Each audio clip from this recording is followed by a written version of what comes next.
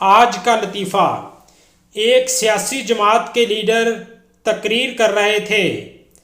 पंडाल में लोग उसकी बातों से बोर हो चुके थे और लीडर को हटाने की कोशिश कर रहे थे, लेकिन लीडर माइक को छोड़ने का नाम ही नहीं ले रहा था।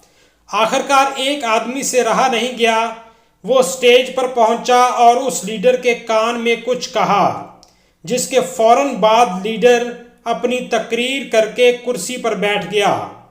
लोग बहुत हैरान हुए और वो उस आदमी से इसरार करने लगे कि आखिर तुमने कौन सी बात कह दी कि लीडर साहब अपनी तकरीर ख़त्म करके बैठ गए।